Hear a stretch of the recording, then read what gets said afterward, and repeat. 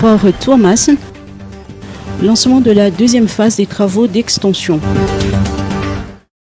Le président de la République Andrés Juan a lancé hier la seconde phase des travaux d'extension du port de Thomas, qui consiste à prolonger de 345 mètres le brise-lames, à construire un quai C4 à conteneur de 470 mètres de long et 16 mètres de profondeur, à rallonger les quais des Mottes, le C, C1, C2 et C3, à poser un revêtement sur le terre-plein de 10 hectares pour le stockage de conteneurs et à construire des ouvrages de protection du littoral. L'objectif est de tripler la capacité d'accueil du port d'ici 2026. En attendant, une partie du quai C4 sera opérationnelle dès 2023 afin de répondre à la forte croissance du trafic portuaire. Ce projet d'un montant de 411 millions de dollars résulte de la collaboration de l'État malgache avec le gouvernement japonais. Lors de la visite du chantier d'hier, le chef de l'État a rappelé que l'augmentation de 90% du trafic maritime au port de Thomas de ces 10 dernières années a des conséquences substantielles tant sur l'économie du pays que sur le pouvoir d'achat de la population. Ces grands travaux vont ainsi propulser Thomas au rang des plus grands ports de la région océan Indien et d'Afrique australe, a déclaré le président au terme de sa visite de chantier.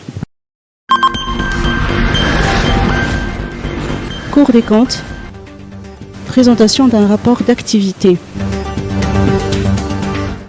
Le logiciel Augure a décelé 116 milliards d'arrières de dépenses injustifiées lors des vérifications des salaires des fonctionnaires pour l'exercice 2021. La Cour des comptes a soulevé cet écart aujourd'hui lors de la présentation de son rapport d'activité.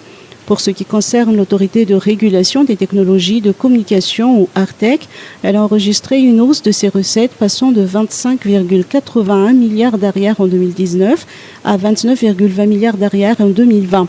Toutefois, la Cour des comptes recommande plus de vigilance dans la gestion des finances de l'ARTEC afin de prévenir une utilisation abusive des fonds. En 2019, les dépenses estimées inéligibles s'élevaient à 387 millions d'arrières sur 30 millions d'arrières.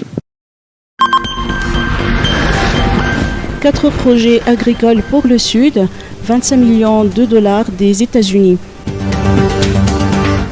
Le gouvernement américain, via l'USAID, va octroyer une aide d'urgence supplémentaire de 25 millions de dollars en faveur du Sud malgache, a annoncé Amy Watt, chargée d'affaires de l'ambassade des États-Unis à Madagascar. Cette aide financière sera consacrée à financer 4 projets de relance agricole et fourniront des vivres aux populations du Sud de Madagascar. Ces projets seront mis en œuvre par le Programme alimentaire mondial, Catholic Relief Services, Action contre la faim et International Potato Center.